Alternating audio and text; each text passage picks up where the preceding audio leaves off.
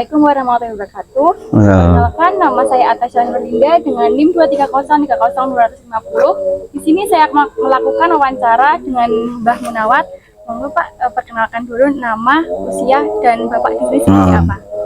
Assalamualaikum warahmatullahi wabarakatuh. Alhamdulillah, dengan perkenalan ini dari UNES Semarang ya.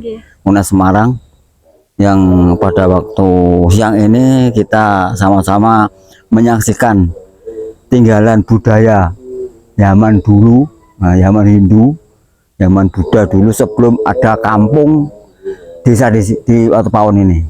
Apa yang Bapak ketahui tentang sejarah situs Watu Pawon ini, dan sejak kapan keberadaan situs Watu Pawon ini diketahui oleh masyarakat sekitar? Nah, begini, sebelum ada desa sini, jadi belum buka desa atau buka desa sini, nah Kawengen, nah Watu Pawon semuanya sudah ada namanya Arso ini.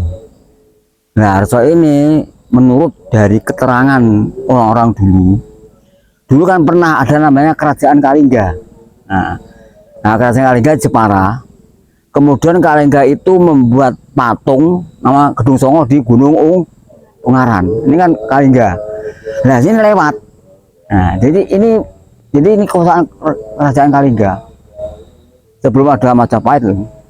Jadi itu ada Kerajaan Kalingga lewat sini, mampir entah apa nggak tahu. Nah, tahu-tahu dia membuat ini ada ini umpak namanya, umpak atau dipo, kalau salah ini dipo untuk Minang gitu, dipo. Jadi pada waktu itu akhirnya dia di ini nggak betah, pergi ke Ungaran buat Candi Gedong Songo. Tadinya mau kurang satu sana juga. Nah, kenapa sini nggak jadi? Entah, nggak tahu gitu.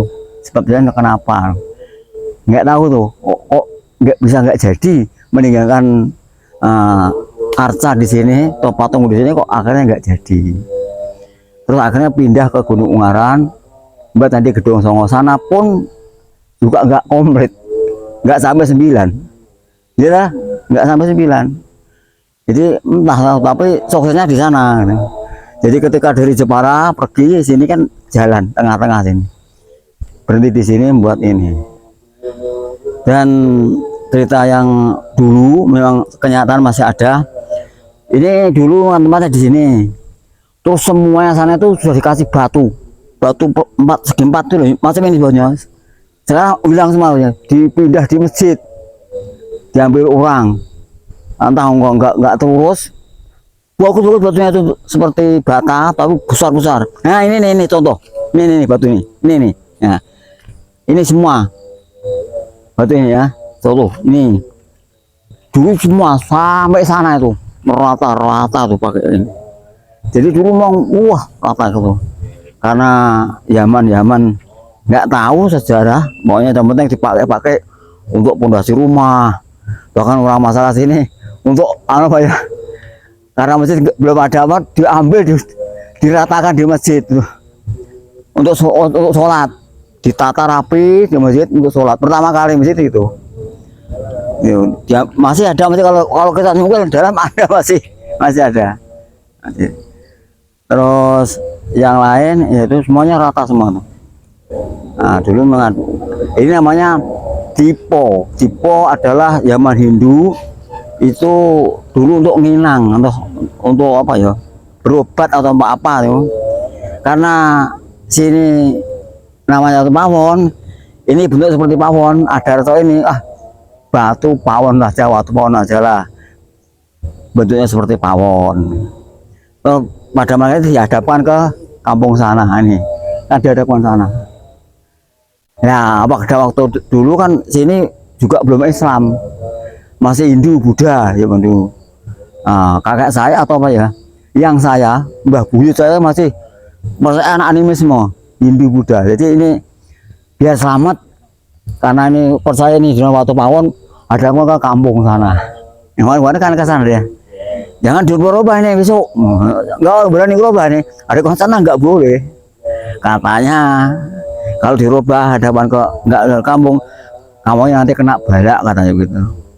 Jadi ini ya janji yang ini enggak, saya masih teringat tuh.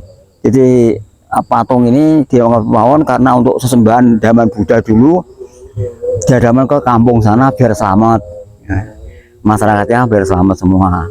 Tapi yang dirubah, katanya mereka orang-orang tua tuh nggak selamat. Itu. Tapi yang jelas ini peninggalan kerajaan apa ya, Ratu Sima namanya, kerajaan apa namanya, Kalingga. Nah, Kalingga masih ada lah. Nah itu, jadi kerajaan Kalingga terus pindah ke Unggulungaran. Itu ceritanya. Terus apalagi? Selanjutnya, bagaimana kondisi fiksi situs Watu Pawon saat pertama kali ditemukan dan apakah ada kerusakan atau bagian yang hilang? Pada waktu dulu, waktu ditemukan, ya nggak tahu. Nah, orang sini nggak aslinya orang dari Nawangan, dari sana Beringin, satu Beringin, satu Nawangan. Masuk buyut saya itu juga dari Nawangan. Nah, diketemukan masih utuh dulu, masih utuh. Jadi patung itu, patung manusia itu masih ada kepalanya. Terus patung lembu masih ada kepala itu patung lembu itu masih ada tuh. Nah, karena zaman dulu nggak tahu apa gunanya untuk apa. Wah, orang-orang apa ya dulu kan menggembala kambing atau lembu itu dipotong. Itu di kepala dipotong, nggak ada kepalanya. Nah, nggak tahu kegunaan, nggak tahu Allah itu apa ini gitu.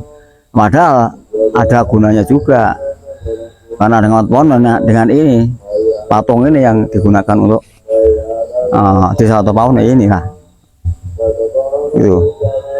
Nah sekarang masih rusak, dulu masih utuh. Nah akhirnya rusak ya orang yang datang dulu yang rusak tuh. Jadi nggak tahu gunanya, nggak tahu Allah mau apa, untuk mainan untuk apa gitu, sehingga diambil semua yang perlu ambil bawa pulang. Ya nggak ada aturan dulu kan nih, dikira nggak apa ya, nggak barang antik gitu. Nggak barang antik, padahal antik bagi negara perlu sekali. Penting sejarah. Nah, kalau masa ini bisa diambil kok, dipecah-pecah kok, itu buat dipecah-pecah. Kalau zaman dulu nggak tahu. Nah itu jadi ya itulah rusaknya, serah bubak di sini terus rusak tuh, akhirnya rusak. Nah, selanjutnya, apakah ada cerita, mitos atau legenda yang turun temurun yang berkaitan dengan situs Watu Pawon di masyarakat setempat? Oh mitos ya, mitos ini kalau setahu saya, kalau di sini itu juga yang namanya orang luar tuh mempercayai bahwa sini adalah tempat emas. Ada emasnya sehingga dicari, terus ada setannya. Memang saya nyatakan kan ini yang garap tangan sana, nah misalnya saya. Jadi ada dua perkara sini. Yang satu adalah kalau waktu hujan kita harus ngalih, nah harus pergi sini, nggak boleh di sini. Terus banyak waktu maghrib harus pergi, karena waktu itu kalau saya coba sini, kalau waktu hujan tuh ada suaranya tuh orang kok macam orang sok-sok itu. Maghrib juga begitu. Wah makanya merinding saya. Oh berarti bukan alam saya. Ya sudahlah, kalau memang aku tak pergi aja lah, kamu di situ ya, begitu aja. Bukan saya nggak akan ganggu, tapi kamu jangan ganggu saya. Maka saya yang nanami kan sore itu saya semua nih, semua bumbu ini saya yang menjaga lah. Jadi ini sudah hak miliknya desa, milik pemerintah lah tanah ini. Udah nggak ada bayar pajak, nggak tahu tuh. Udah haknya negara, hak negara. Itulah. Selanjutnya, apakah ada ritual, upacara adat atau kegiatan khusus yang dilakukan di situs Watu Pawon ini dan kapan biasanya dilaksanakan? Nah gini, karena setelah itu dulu tuh zaman Buddha Hindu kan masih ada adat apa ya, sajen masih ada dah. Nah setelah yang saya datang sini itu dia tuh apa ya, terpengaruh dengan agama Islam. Nah akhirnya ngaji dengan Mbah Giri, Mbah Hadi Giri Kusumo, ya di Wali Tuhan ngaji situ. Nggak usah aja lah kamu baca Fatihah, Quran aja lah, gitu aja. selawat yang banyak, Fatihah yang banyak. Kamu Islam nggak usah pakai itu. Selamat, oh selamat sudah, tak jamin selamat. Berarti gitu akhirnya ditinggal. Ada saji ditinggal. Namun masih ada juga kadang-kadang orang dari sini tuh pakai saji, pakai apa mau di situ pakai saji. Ada rokoknya barang. Kadang saya rokok, rokok kenapa ditinggal situ aku.